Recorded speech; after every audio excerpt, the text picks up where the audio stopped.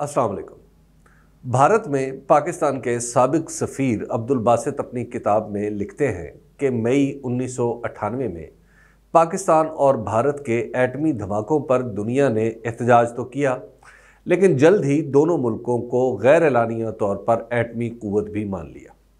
उसी साल नवंबर में एटमी साजो सामान बनाने वाले और बेचने वाले मुल्कों की तंजीम न्यूक्लियर सप्लायर ग्रुप ने न्यूयॉर्क में एक कॉन्फ्रेंस का एहतमाम किया और दोनों मुल्कों को उसमें शिरकत की दावत दी।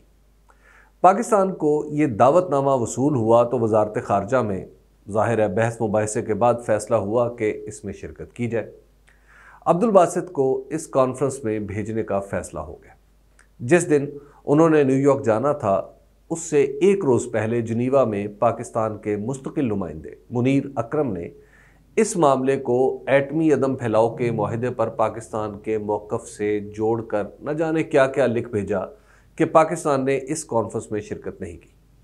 हालांकि उस ज़माने में वजारत खारजा के सेक्रेटरी शमशाद अहमद ख़ान थे जो कॉन्फ्रेंस में शिरकत के हामी थे। यकीनन कुछ ऐसा हुआ होगा कि उन्होंने राय बदल ली या किसी और मसलहत से अपना फ़ैसला वापस ले लिया, लेकिन उसके बाद हालात तेज़ी से बदलते चले गए।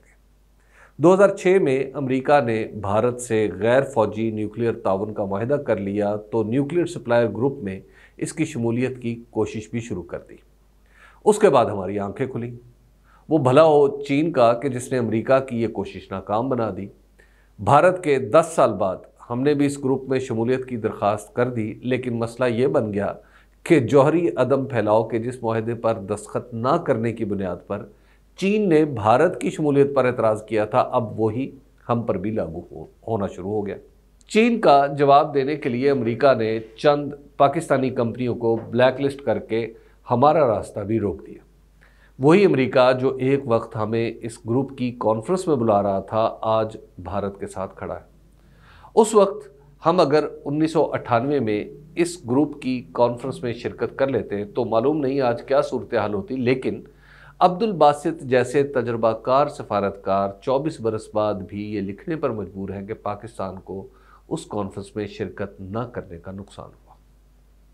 हमारी सफारती हमाकतों का ये महज एक वाक़या नहीं, सफारतकारों की लिखी हुई किताबें पढ़ लें तो ऐसी बेशुमार नालायकियों की दिल खराश दास्तानें हर सफ़े पर बिखरी हैं।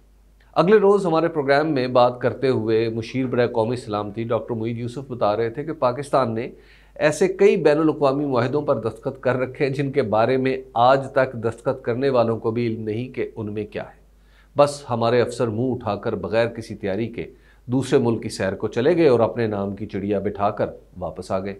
ये सोचा ही नहीं कि इस मुआहदे का हमें क्या फ़ायदा या नुकसान होगा। इस तरह के मुआहदों की एक बेहतरीन मिसाल चीन के साथ आज़ादाना तिजारत का मुआहदा है। जनरल परवेज़ मुशर्रफ के दौर में इस मुआहदे पर दस्तखत हुए और नतीजा ये निकला कि चीनी सामान का सैलाब पाकिस्तान में आ गया और यहाँ की सनतों का भट्टा ही बैठ गया। दूसरे मुल्कों के साथ मुआहदे तो चलिए पेचीदा मामलात हैं, अपने मुल्क में ही देख लें कि हमने इसे बनाया कम और तबाह ज़्यादा किया है। तालीमी निज़ाम से लेकर शहरों में ट्रैफिक निज़ाम तक हमने सब कुछ इतना उलझा दिया है कि इनमें से हर एक हमारी सलामती का मसला बनता जा रहा है। नाअहली और बेहुनरी का एक तूफ़ान है जो असम्बलियों से लेकर आम आदमी तक और नायब कासिद से लेकर चीफ सेक्रेटरी तक सबको बहा लिए जा रहा है। हर गुजरते दिन के साथ छोटे लोग बड़ी बड़ी कुर्सियों पर बैठते चले जा रहे हैं, जिन्हें अपने इक़्तिदार, नौकरी या पोस्टिंग से ज़्यादा किसी चीज़ में दिलचस्पी नहीं। इस माहौल में अगर हुकूमत कोई दुरुस्त समत में एक कदम भी उठा ले तो हैरत होती है कि नालायकी के मारे मुल्क में ये कैसे मुमकिन हो गया। इसकी एक मिसाल यह है कि पाकिस्तान की तारीख़ में पहली बार एक बाकायदा कौमी सलामती पॉलिसी बनाई गई है जिसमें अगले 4 साल के लिए फ़ौजी, मुआशी, मुआशरती, खारजा पॉलिसी और आम आदमी के तहफ़्फ़ुज़ से मुतल्लिक अहदाफ तय कर दिए गए। यानी हमारे पास अब एक पैमाना मौजूद है जिस पर हम हुकूमत और रियासती इदारों की कारकर्दगी को नाप सकते हैं। बज़ाहिर ये सादा सी दस्तावेज़ है जो एक मामूली पढ़ा लिखा आदमी चंद दिन के अंदर अंदर तैयार कर सकता है, मगर हमारे निज़ाम को इस तरह की दस्तावेज़ का ख्याल आने में 64 साल लगे और ख्याल को कागज़ पर उतारने में 10 साल।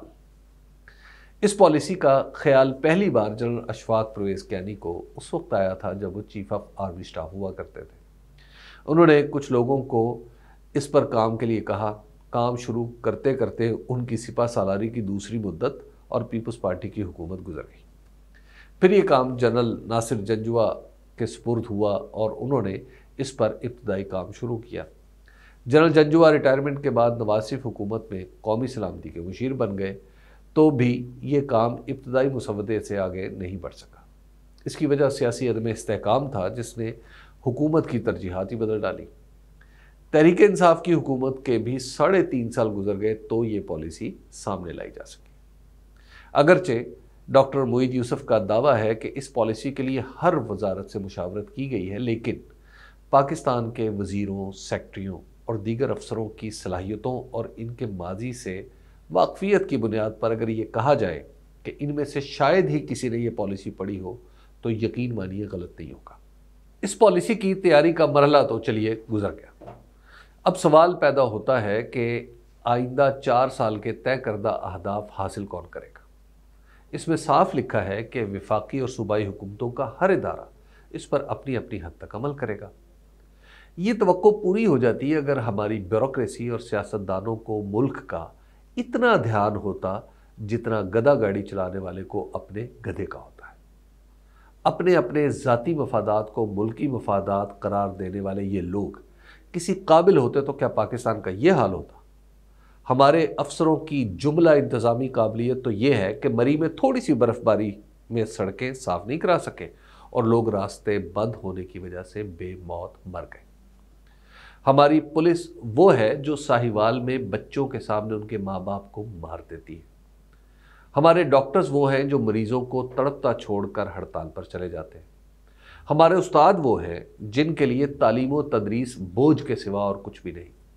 हम इन सियासतदानों से कोई उम्मीद नहीं बांध सकते जो इख्तदार को तो अपना हक समझते हैं मगर कारकर्दगी दिखाने का फ़र्ज अदा नहीं करते। इस पॉलिसी में खुराक में खुद कफालत को कौमी सलामती से जोड़ा गया है, लेकिन हमारे ज़रई तहकीक के इदारे और उनके मुलाजिम ज़राअत से ज़्यादा ज़मीनों के कारोबार में दिलचस्पी रखते हैं।